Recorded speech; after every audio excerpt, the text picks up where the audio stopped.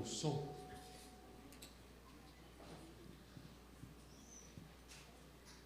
Está tão longe, afastado. Eu vou puxar um pouco para cá, porque eu preciso que você veja bem os slides hoje. Só esperar o pessoal colocar o primeiro slide para nós começarmos. Se quiser baixar um pouquinho o retorno aqui, está dando inícios de microfonia. Isso. Quem vocês dizem que eu sou? Mateus 16:15. Essa pergunta ela foi feita por Jesus. Ele se vira para os discípulos e pergunta para ele: quem vocês dizem que eu sou? E uma coisa que é impossível no nosso mundo hoje é ser indiferente em relação a Jesus.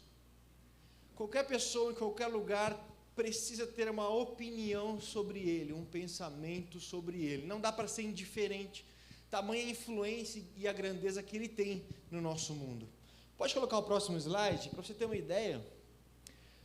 Próximo slide. A Enciclopédia Britânica, que é a mais famosa do mundo, ela usa 20.000 palavras para descrever Jesus. Essa descrição ocupa mais espaço do que o que foi dado a Aristóteles, Cícero, Alexandre o Grande, Júlio César, Buda, Confúcio, Maomé ou Napoleão. Tamanha importância que Jesus exerce na humanidade. Então é impossível ser indiferente em relação a ele. Se você colocar próximo no Google, fizer uma pesquisa sobre Jesus, aparecem mais de 840 milhões de respostas. Próximo. Se você for no site, no Amazon, que é onde vende livros e tudo, e colocar Jesus, aparecem 261.474 livros escritos sobre ele. Então perceba a influência que ele exerce no nosso mundo, na nossa humanidade. Então essa pergunta que Jesus nos faz, quem vocês dizem que eu sou? É uma pergunta que todos, em qualquer lugar, devem responder. Coloca o próximo, por favor. Vê se você adivinha quem falou isso que eu vou ler agora, que está ali. Eu conheço os homens e digo que Jesus Cristo não é simplesmente um homem. As mentes superficiais veem uma semelhança entre Cristo e os que fundam impérios e os deuses de outras religiões. Essa semelhança não existe. Existe uma distância infinita entre o cristianismo e qualquer outra religião. Tudo em Cristo me deixa atônito. Seu espírito me enche de temor e admiração, e sua vontade me desconcerta. Não existe termo ou comparação possível entre ele e ninguém no mundo. Próximo. Em vão procuro na história alguém semelhante a Jesus Cristo, ou algo próximo ao Evangelho. Nem a história, nem a humanidade, nem as eras, nem a natureza me oferecem nada que eu possa comparar ao Evangelho, nem que eu possa explicar. Nele, tudo é extraordinário. Consegue imaginar quem falou isso? Então, não, foi Deus. Não foi Deus. Coloca o próximo. Napoleão Bonaparte disse isso sobre Jesus. Então, mesmo homens tão importantes na humanidade foram obrigados a emitir algum juízo de valor, algum posicionamento em relação a Jesus. A única postura que é incabível é uma indiferença, como se isso não fizesse nenhuma diferença, nenhum sentido. Nós somos convocados, todos nós, a respondermos a pergunta que ele mesmo fez: quem vocês dizem que eu sou? E queria dizer para você que veio aqui essa noite que existem apenas 4 respostas possíveis acerca de Jesus. Todos reivindicam Jesus, todos querem usar Jesus para a sua religião, para a sua crença, mas existem apenas 4 posições possíveis acerca de Jesus. E é isso que eu quero mostrar para vocês e analisarmos juntos qual é a postura, qual é o juízo feito acerca de Jesus que é mais coerente com a realidade, para ver se nós estamos aí Bem, pode colocar o próximo, são as 4 possibilidades acerca de Jesus. Fora essa, não há nenhuma outra possibilidade. Se você visualizar alguma, no final nós vamos descartar algumas possibilidades, que a sociedade às vezes quer colocar, mas que não cabe. As únicas opções em relação a Jesus que são possíveis, ou é afirmar que ele é um personagem fictício, ou seja, Jesus nunca existiu, e os escritores da Bíblia inventaram a história dele. Essa é uma posição. A segunda posição é que ele era um mentiroso. Tudo aquilo que ele falou que ele era, se puder baixar bem o retorno, que está dando bastante microfonia aqui para mim, ou ele era um mentiroso, porque ele disse que era Deus, que era filho de Deus, que ele era tudo aquilo, e sabia que não era. Então ele é um mentiroso. Ou então ele falou tudo aquilo, e apesar de não ser, ele realmente achava que ele era. Então ele era louco. Ou então ele era realmente aquilo que ele dizia que ele falava ser. Deus. Não existem outras possibilidades senão estas que aí estão na sua frente. Qualquer pessoa que fale de Jesus, ela precisa, quando ela se decidir e emitir uma opinião sobre ele, se decidir sobre algum destes 4 pontos. E a questão é, precisamos começar a excluir algumas hipóteses que não fazem sentido aqui. Será que faz mais sentido que ele é um personagem fictício, que ele é um mentiroso, que ele é um louco ou que ele é Deus? Vamos começar a trabalhar um pouco sobre isso. Primeiro, será que Jesus é um personagem fictício? Ou seja, ele nunca existiu e foi criado por alguns escritores do Novo Testamento e elaboraram ali uma história, sentaram e falaram, bom, essa história cola, então vamos passar para frente? Será que Jesus é realmente um homem da história ou é um homem de algumas cabeças, de alguns discípulos apenas? Bom, saibam vocês que nós temos inúmeras citações sobre Jesus de historiadores e homens que não tinham nada a ver com o cristianismo do século I, do século II. Por exemplo, coloca o próximo. O historiador Flávio Josefo, considerado um dos maiores historiadores do povo judeu, ele escreveu um livro enorme e ele faz uma citação de Jesus. Eu coloquei a versão mais conservadora que existe em Flávio Josefo. Ele diz assim: nessa época havia um homem sábio chamado Jesus. Seu comportamento era bom e sabia-se que era uma pessoa de virtudes. Muito dentre os judeus e de outras nações tornaram-se seus discípulos. Pilatos condenou a crucificação e a morte. Eles relataram que ele lhes havia aparecido 3 dias depois da crucificação e que ele estava vivo. Dessa feita, talvez ele fosse o Messias, sobre o qual os profetas relatam maravilhas. Esse cara é judeu, não tem nada a ver com o cristianismo. É um historiador que conta toda a história do povo judeu e principalmente a destruição do povo judeu em 70 depois de Cristo. Quando o general Tito invadiu Jerusalém, destruiu tudo, então o foco dele é maior nisso. Mas ele fala de Jesus, e não tem nada a ver com o cristianismo, um historiador. Próximo. Outro historiador do século I, agora romano, talvez o principal historiador romano do mundo antigo, no século I, também falou de Jesus. Cristo, ele diz, o que deu origem ao nome cristão, antes de ler, você vai perceber, ele não é cristão, ele fala do cristianismo com aversão, mas ele comprova que Jesus existiu e fala dele. Cristo, o que deu origem ao nome cristão, foi condenado à morte por Pôncio Pilatos, durante o reinado de Tibério. Mas, reprimida por algum tempo, a superstição perniciosa, olha como me fala mal do cristianismo, irrompeu novamente, não apenas em toda a Judéia, onde o problema teve início, mas também em toda a cidade de Roma.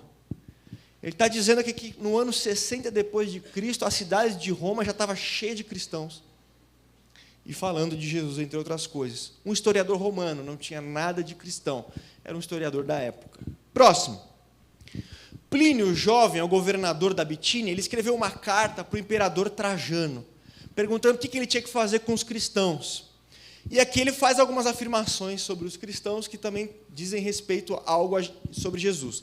Ele diz assim, que ele torturou vários cristãos, e os fez amaldiçoarem a Cristo, o que não se consegue obrigar um cristão verdadeiro a fazer. Então, já ali, menos de 100 anos depois da morte de Jesus, ele testifica um grupo grande de discípulos que não tinha como fazer eles negarem Jesus. E mais, ele diz assim, que estes cristãos cantavam responsivamente os versos de um hino a Cristo, tratando como Deus. Olha que interessante, até fazendo um paralelo, por exemplo, com o livro Código da Vinci, que é, vamos dizer, uma piadinha sobre Jesus, assim, que fala umas bobagens sobre Jesus. Uma das afirmações do livro do Código da Vinci é que Jesus não era reconhecido como Deus até Constantino e o Concílio de Nicéia, que aconteceu só no século IV.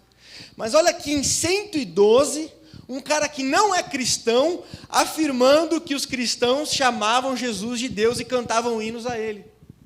Fora isso, nesses primeiros 300 anos, existem mais de 100 citações dos pais da igreja tratando Jesus como Deus. Então não dá para levar a sério alguma coisa como o Código da Vinci, esses tipos vamos dizer, de porcaria que saem aí quando fazem afirmações sobre Jesus. Mas vamos continuar. Luciano de Samosata era um escritor da época, um sátiro, ele diz assim: ele referiu-se a Cristo como o homem que foi crucificado na Palestina porque introduziu uma nova seita no mundo. É mais um cara que não tem nada a ver com o cristianismo. Além disso, o primeiro legislador dos cristãos os persuadiu de que todos eles seriam irmãos uns dos outros, após terem finalmente cometido o pecado de negar os deuses gregos e adorar o sofista crucificado, ou seja, adorar a Jesus e viver de acordo com as leis que ele deixou. O cara não é cristão, não tem nada de cristianismo, é mais um atestado histórico da existência de Jesus. Próximo. O Talmud babilônico, que foi elaborado entre 70 e 200 depois de Cristo, ele atesta a existência de Jesus, afirma que Jesus foi pendurado na véspera da Páscoa, afirma que muitos acreditavam, judeus, que seu nascimento foi ilegítimo, e por último, que ele possuía discípulos. Isso são judeus que abominavam o cristianismo, não tinham nada com o cristianismo, fazem essas afirmações sobre Jesus. Próximo. Um historiador samaritano, Talo, em 52 depois de Cristo, ou seja, cerca de 20 anos depois de Jesus, ele escreveu sobre a escuridão durante a crucificação de Jesus, como tendo sido um eclipse solar. Mas testificou que aquela escuridão, quando Jesus foi crucificado, aconteceu. Em outra obra, Crônicas de Flegão, ele também diz, outro autor, que no tempo de Tibério César, ocorreu um eclipse do sol durante a lua cheia, atestando aquela escuridão que aconteceu nos tempos em que Jesus foi crucificado. Pode colocar o próximo? Os personagens que estavam por volta da crucificação de Jesus e dos acontecimentos de Cristo também não são personagens fictícios, são personagens históricos e há comprovação arqueológica deles. Por exemplo, essa pedra à sua esquerda é uma pedra comemorativa, onde traz o nome de Pilatos, falando que ele era prefeito da Judéia na época em que Cristo morreu.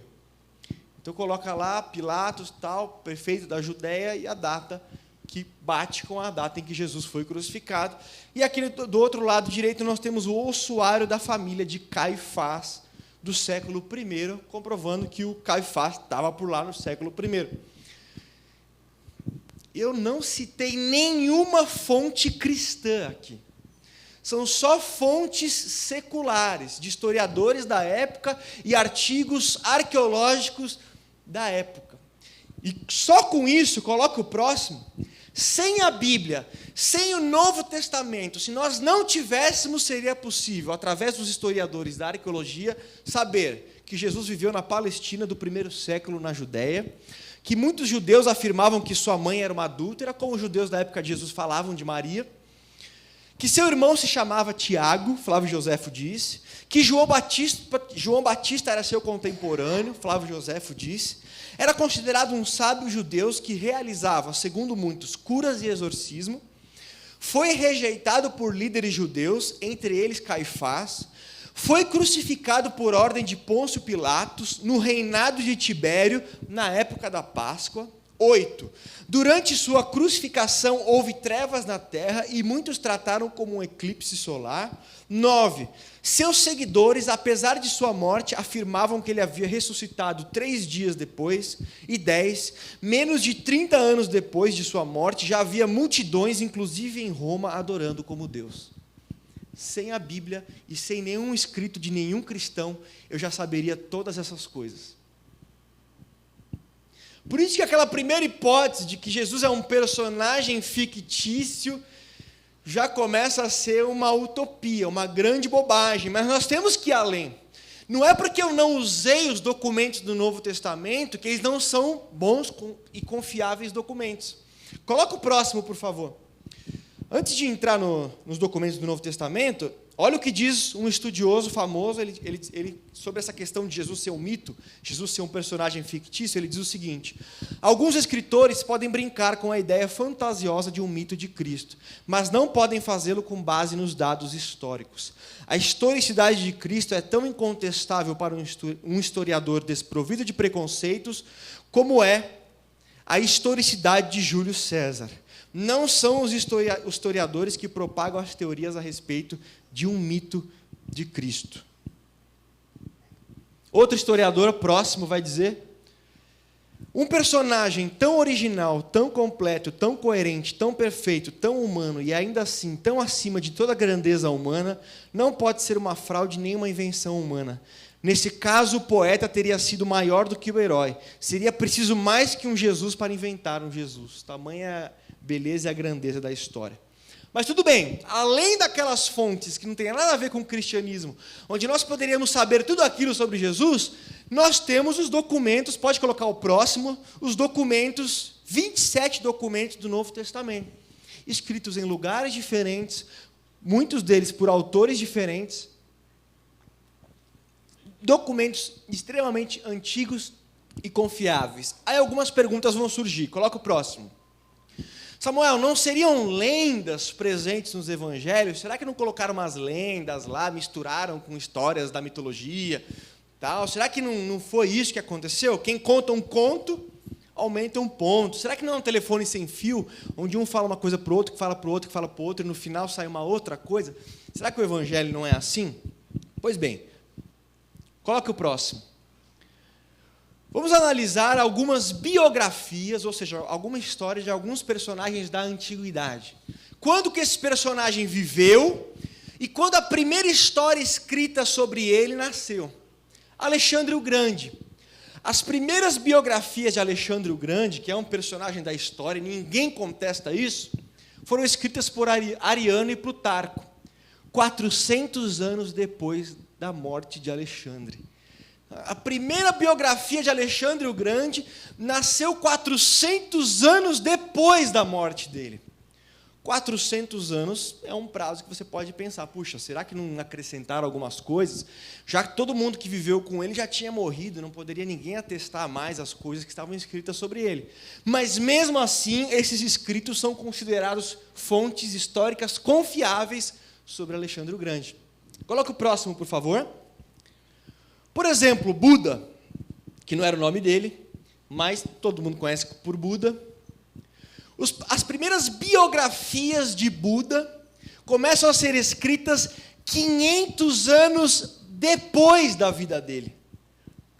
Então, a existência dele lá pelo século 7 e 6 a.C., mais ou menos 500 anos depois, começam a surgir as biografias contando a história dele e dos ensinos dele.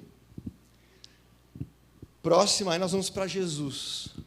Os evangelhos começam a ser escritos, no máximo, 30 anos depois da morte dele. Próximo.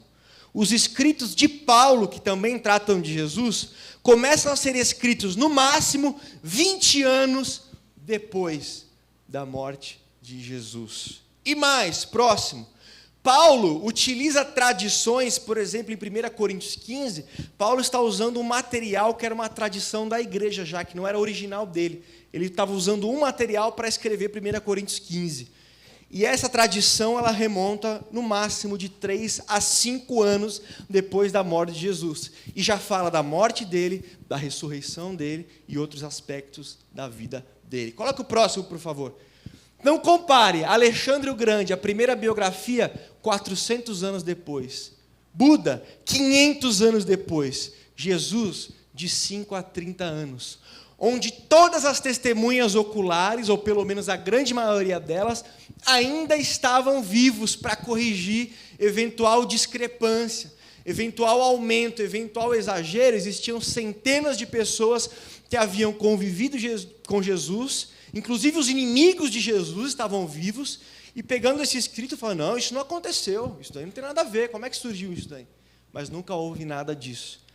De 5 a 30... Volta um pouquinho para mim, por favor.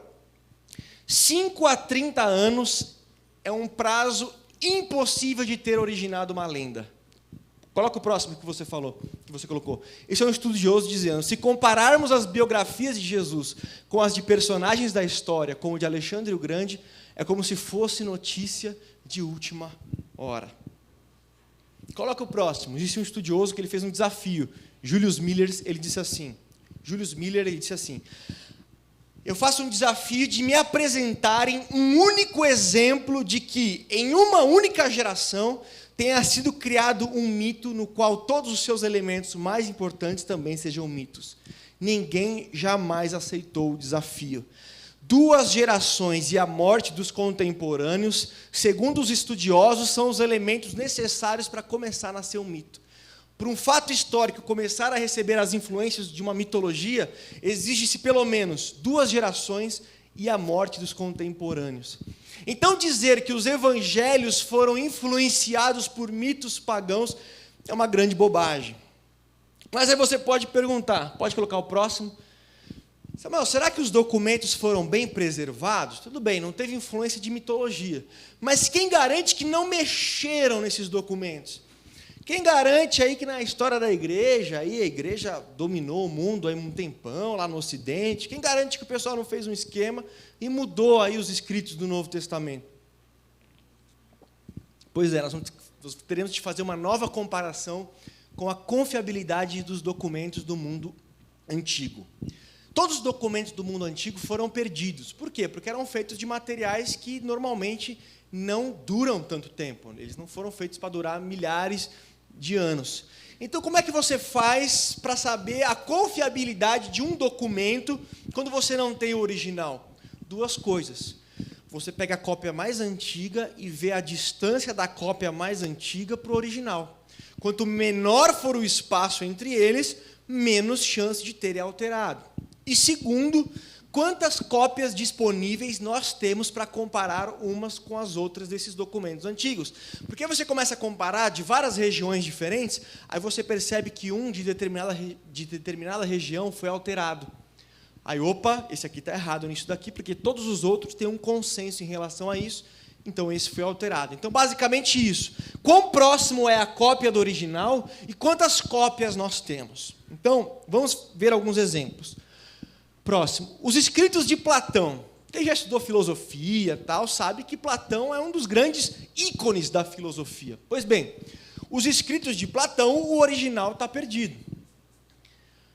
A cópia mais antiga, que está mais próxima do original, está 1.200 anos de distância do original.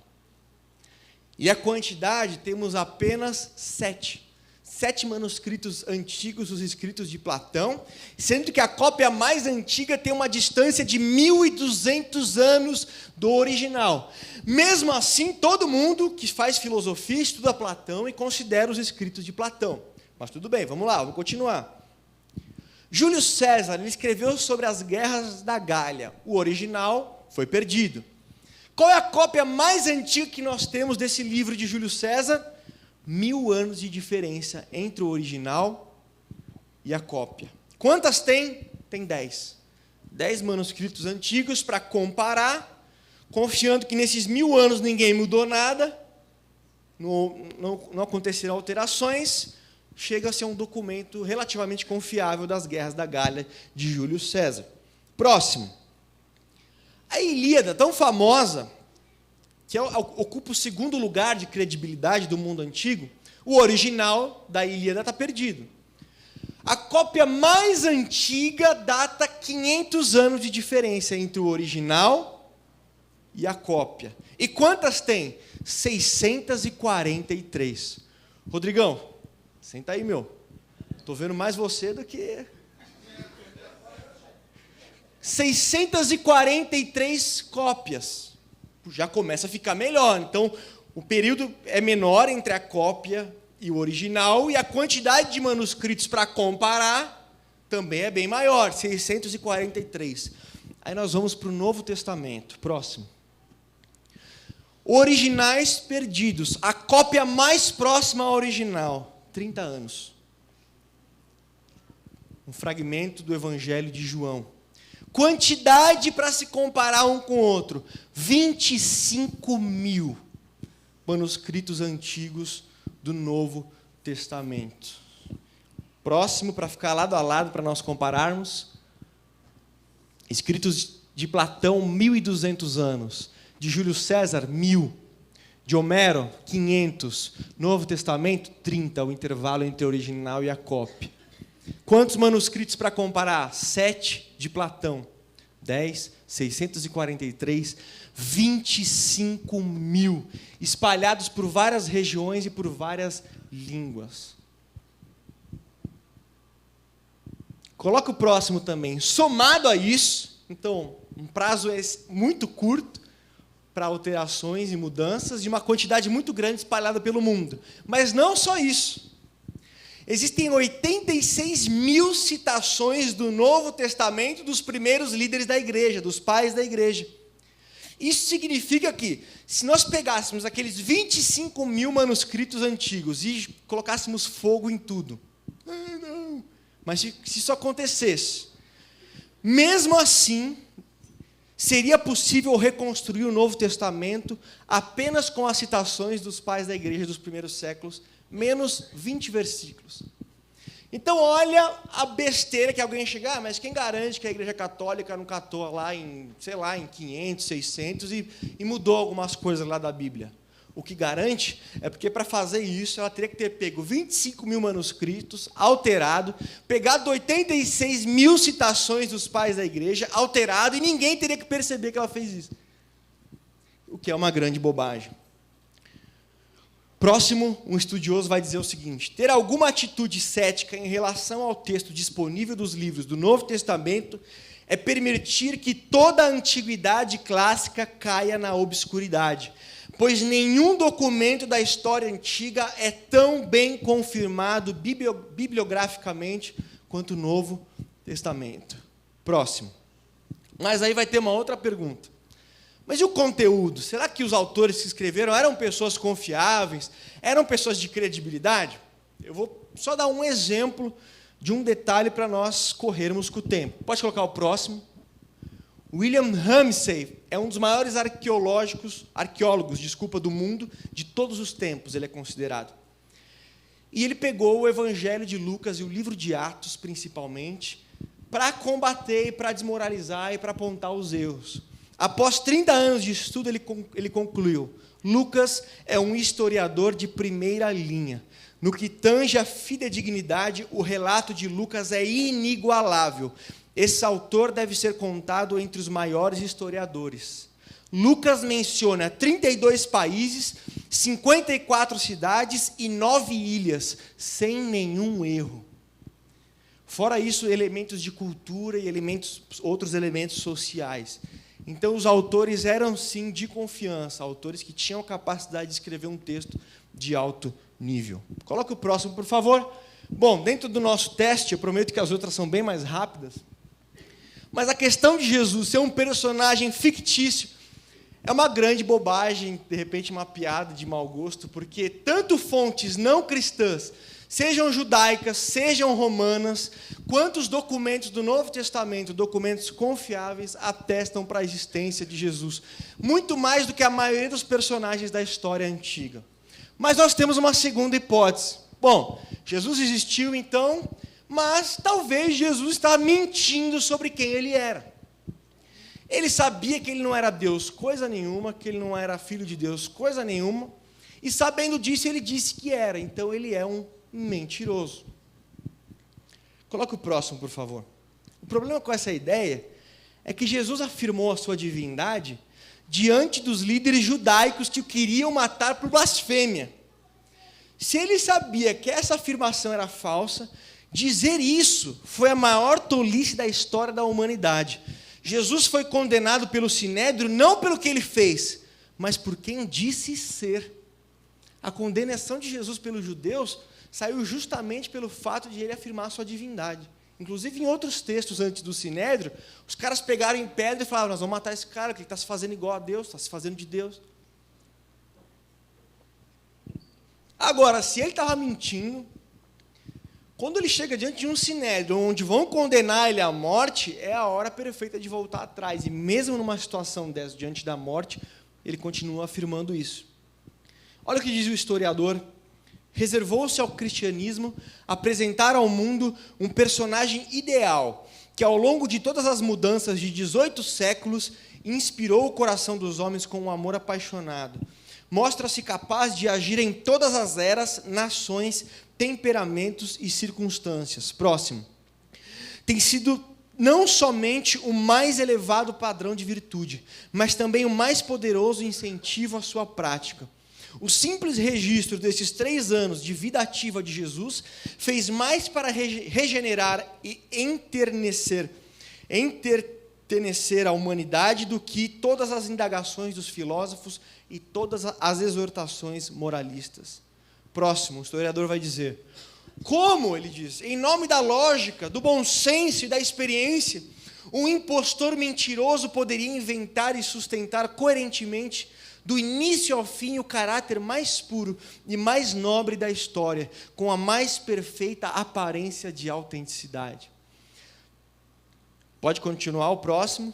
Será que uma mente como essa de Jesus, límpida como o céu, estimulante como o ar da montanha, afiada e penetrante como uma espada, plenamente saudável e cheia de vigor, sempre disposta e sempre com domínio de si, é capaz de se enganar de modo radical e tão sério a respeito de sua própria missão e caráter? Que ideia mais ridícula, ele diz. Então Jesus, diante dos momentos, nas horas em que ele falou que ele era uma divindade, que ele era Deus, que ele tinha tudo para negar diante das circunstâncias. E quando você lê todos os evangelhos e você vê o caráter de Jesus e a influência da moralidade de Jesus por todos os tempos, é impossível concluir que ele é um mentiroso, que ele estava mentindo acerca do que ele estava dizendo. Próximo. Então, você não vai encontrar praticamente ninguém dizendo que Jesus era um mentiroso. Mas então você pode dizer: Samuel, ele achava que era, mas não era. Então ele é louco. Não, não é louco, Samuel. Ele só achava que era Deus. Qual que é o problema? Achava que era Deus, é normal. Todo mundo acha que é Deus. Hein? Próximo. Olha o que diz o filósofo Peter Kraft. Ele fala sobre essa questão de loucura e insanidade. A medida de sua insanidade é a distância entre o que você pensa e o que você de fato é. Aí ele dá um exemplo. Se eu achasse que sou o maior filósofo da América, eu seria apenas um tolo arrogante. Se eu achasse que sou Napoleão, provavelmente eu estaria à beira da loucura. Se eu achasse que sou uma borboleta, estaria bem distante da sanidade. Próximo. Mas, se eu achasse que sou Deus, minha loucura seria ainda maior, pois a distância entre algo finito e o Deus infinito é muito maior do que a distância entre duas coisas finitas, mesmo um homem e uma borboleta. Então seria uma loucura de alto grau Jesus dizer que é Deus sem o ser. Coloca um próximo, que é um doutor em psicologia, ele vai dizer o seguinte: Jesus nunca demonstrou emoções inadequadas para o contexto. Chorou diante da morte, se irou diante da injustiça, tinha relacionamentos profundos e não possuía percepção de perseguição. De modo geral, não vejo indicações de que Jesus padecesse de alguma doença mental conhecida. Ele era mais saudável que muita gente que conheço, inclusive eu mesmo. Pode colocar o próximo de novo. Por que Jesus não era um mentiroso ou um louco? Quase ninguém que tenha lido os evangelhos pode considerar sincera e seriamente essa possibilidade. A inteligência, a perspicácia, a sabedoria, a atratividade de Jesus brotam dos evangelhos com uma força inevitável mesmo para o leitor mais endurecido e preconceituoso. Então, quem lê os evangelhos, quem vê a biografia de Jesus, percebe que não se trata de um louco, mas percebe, pelo contrário, alguém com uma sabedoria tremenda, muito acima de qualquer outro homem. Coloca o próximo. Então, me parece que as três primeiras alternativas, elas não são muito boas, não é um caminho muito bom a se seguir. As evidências, pelo contrário, apontam totalmente ao contrário. Personagem fictício, uma grande bobagem. Mentiroso ou louco, acho que é uma posição extremamente radical, que não condiz com a história que nós conhecemos e as verdades que nós entendemos acerca de Jesus. Próximo. Só que aí tem um problema. Só tem mais uma opção. Deus. Mas, talvez você vai pensar assim, Samuel, eu acho que tem mais opções aí. Eu não acho que as opções acabaram, eu acho que nós poderíamos incluir uma outra opção. Por exemplo, próximo. Nós poderíamos também riscar a hipótese de Deus e criar uma quinta hipótese. Jesus era um grande mestre moral ou um espírito evoluído. Alguém que reencarnou milhares de vezes e se tornou um espírito evoluído.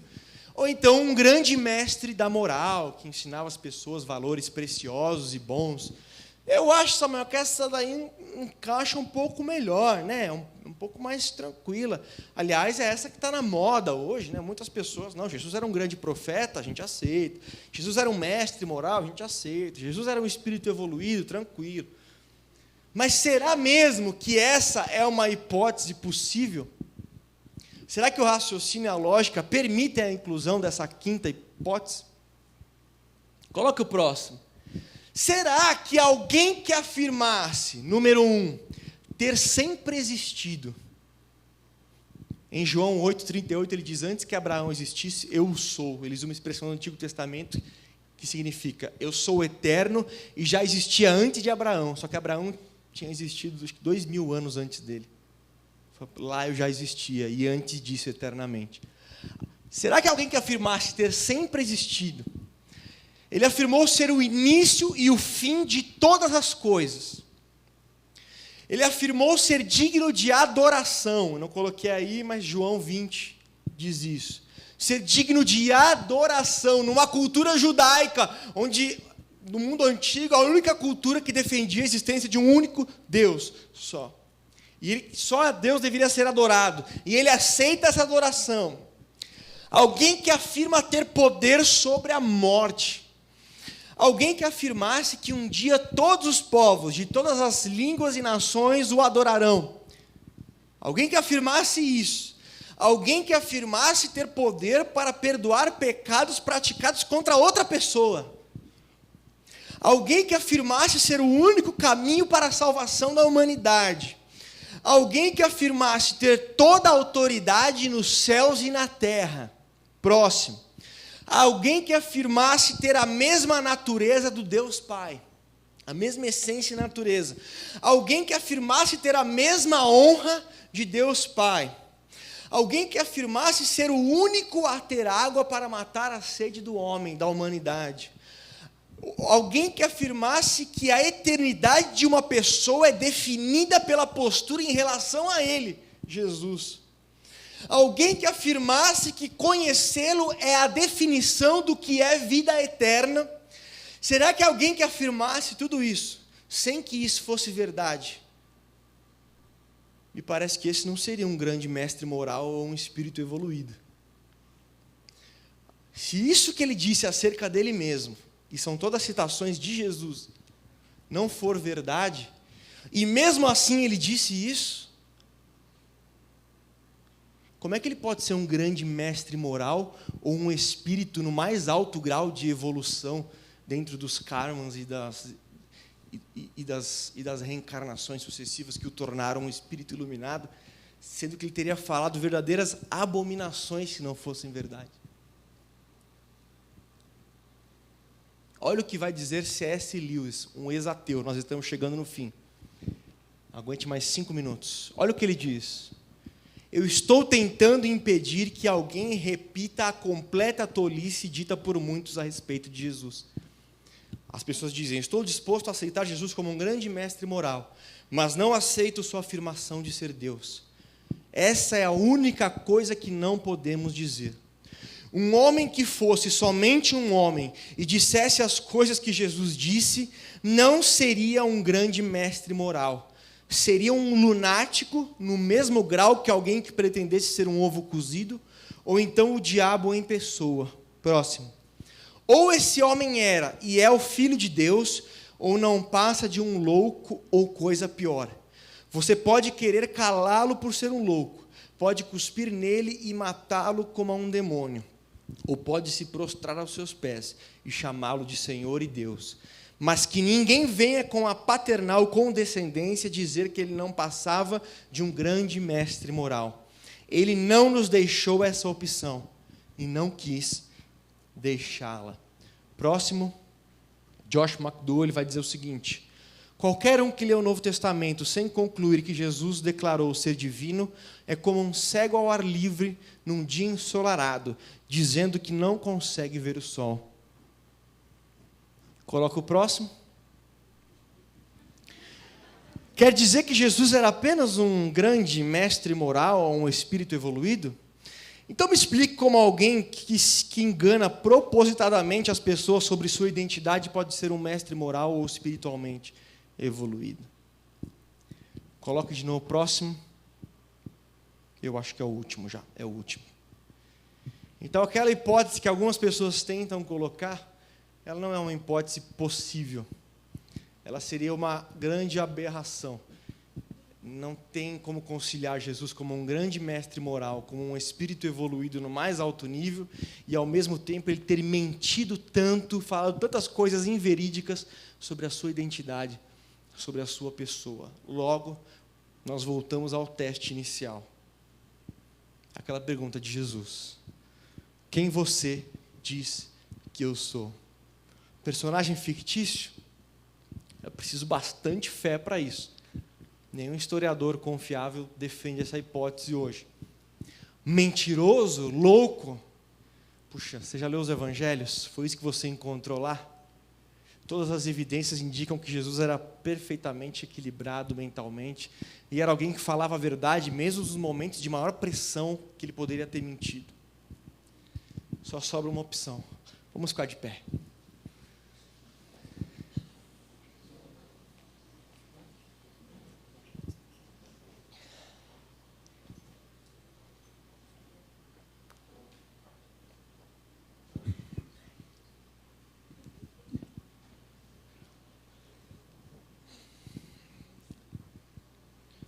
Na sua vida, em algum momento, você vai ter que responder esse teste. Você pode até postergar, colocar para frente. Aqui, conhecendo, acho que 99,9% das pessoas que estão aqui já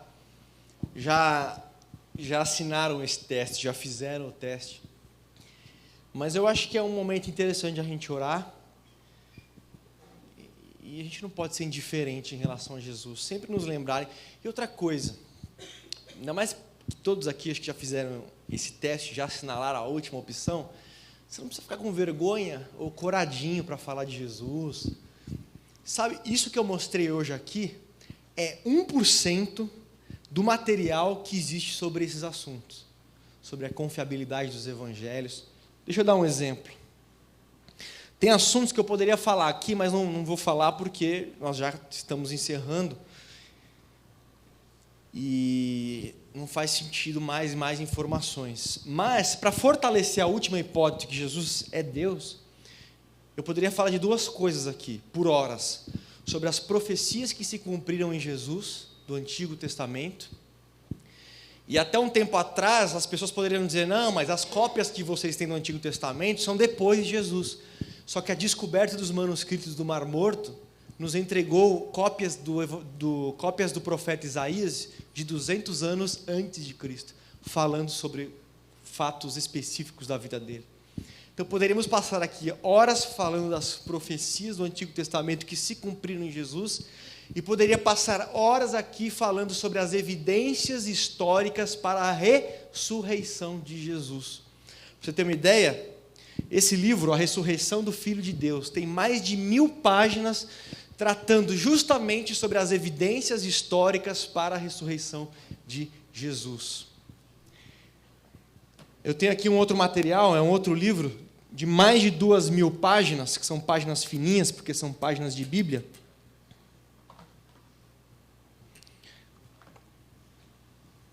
São 2000 páginas com mais de 8000 referências sobre a arqueologia relacionadas com a Bíblia e mais de 500 artigos demonstrando aspectos da arqueologia relacionados com a Bíblia. Então, você pode ficar muito tranquilo ao falar sobre as questões relacionadas a Jesus. Realmente é que poucas pessoas têm conhecimento e vão atrás disso, mas existe um material amplo, mas muito amplo sobre isso. Você não precisa se intimidar quando algumas pessoas, mas você acredita que Jesus é filho de Deus, tá? É a melhor das hipóteses, é a melhor ideia possível que se pode ter acerca de Jesus. É a opinião mais confiável acerca da pessoa dele. A questão é ir atrás, pesquisar e ir a fundo nisso. Talvez você nunca tenha ouvido falar que existe essa questão de historicidade da ressurreição de Jesus, só que existe até doutorado na Europa sobre esse assunto, sobre as evidências na história da ressurreição de Jesus. Nós poderíamos falar sobre isso para fortalecer ainda mais a última hipótese, não apenas por ter excluído as outras. Mas eu acho que isso é suficiente, então você pode, quando você for compartilhar sua fé com alguém, você não precisa se preocupar não, viu? Você não precisa... Então, se você não tiver a resposta, pode ir atrás, porque essa resposta existe. Depois de 2000 anos de cristianismo, é difícil encontrar uma pergunta que abale o cristianismo. Então, é muito sólido. A questão, claro, é sempre viver coerente com Jesus. Porque algumas pessoas vão te dizer, mas olha o que o cristianismo fez na Inquisição. Matou um monte de gente. Olha as cruzadas. Olha o que o cristianismo fez nas cruzadas. Quer dizer que nós vamos culpar Jesus porque algumas pessoas fizeram exatamente o contrário do que ele disse que era para fazer? Jesus que disse para amar o inimigo, dar outra face, ele disse, olha, aquele que viver pela espada morrerá. Pessoas fizeram exatamente, sobre o título de cristão, fizeram exatamente o contrário do que Jesus mandou fazer, e Jesus tem culpa disso, e a nossa opinião acerca de Jesus vai mudar por causa disso? Ou porque talvez hoje nós vivamos numa sociedade onde algumas pessoas dão mau testemunho, ou não honram o nome de Jesus, porque pessoas fazem aquilo que Jesus mandou não fazer, a nossa opinião sobre Jesus vai mudar? Porque, por outro lado, nós poderíamos falar sobre os cristãos que foram os líderes do movimento da abolição da escravidão. Nós poderíamos falar das primeiras universidades do mundo que foram fundadas pelos cristãos, os primeiros hospitais, os primeiros orfanatos, todos fundados por cristãos. Então, nós temos bons exemplos de pessoas que fizeram exatamente aquilo que Jesus disse para ser feito. Então, baixe sua cabeça, feche seus olhos, acho que nós poderíamos orar agora. E depois de ver tudo isso, você poderia reafirmar o seu compromisso com Jesus, reafirmar o seu compromisso com Deus, com mais ousadia talvez, se você nunca tinha ouvido falar desses assuntos, que é 1% da profundidade que nós poderíamos chegar nesse assunto. Ele é muito rico, mas para sabermos que nós realmente não abraçamos mitologia, nós não abraçamos fábulas, contos de fada, nós abraçamos história, nós dizemos que Deus invadiu a história, e analisando a história, nós podemos avaliar se é verdade ou não. Então, fale com Deus nesse momento aí, refaça suas alianças com Ele, olhando aí para esse teste, fala, Deus, Jesus, o Senhor não é um personagem fictício, o Senhor não é um mentiroso, o Senhor não é um louco, o Senhor é Senhor, o Senhor é Deus, e eu creio em Ti, foi em Ti que eu coloquei a minha fé, a minha esperança. O meu amor está em Ti, Senhor.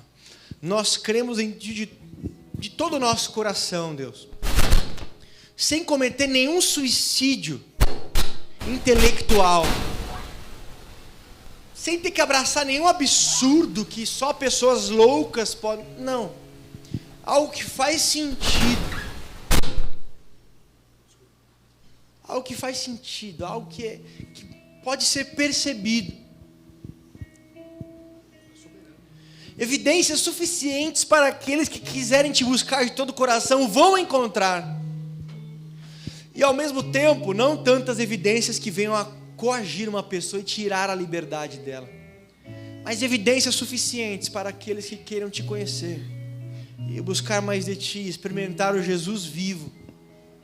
Possam experimentar. Então, obrigado, Senhor. Nós refazemos essa aliança contigo.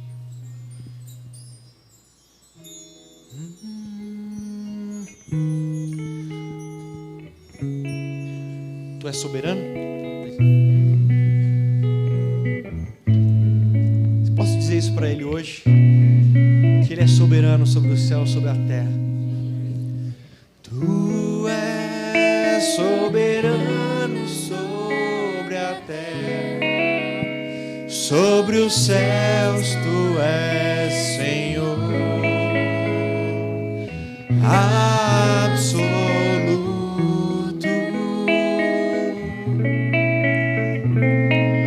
Tudo que existe acontece, tu sabes muito bem, tu és tremendo,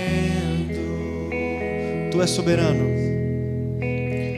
tu és soberano sobre a terra, sobre os céus tu és Senhor, absoluto.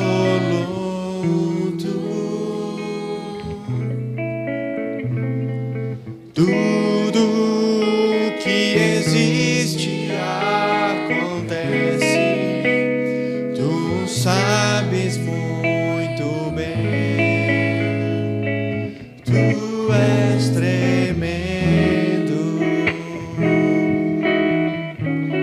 E apesar desta glória que tens,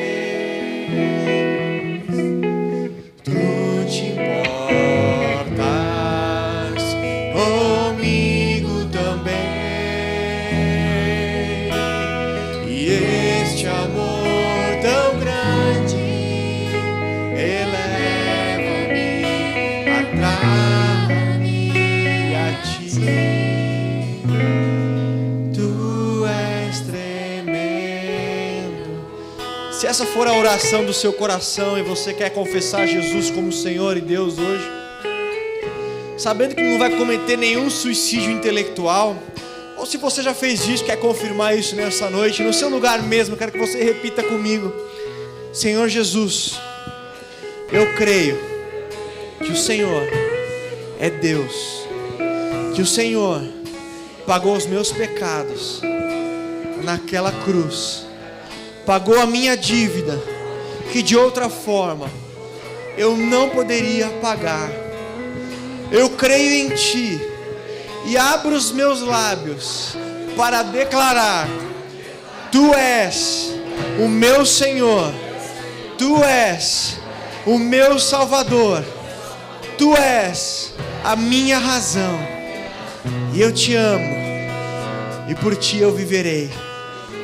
Em nome de Jesus. Amém. Aleluia. Deus é mais forte que a morte. Ele venceu a morte. Aleluia.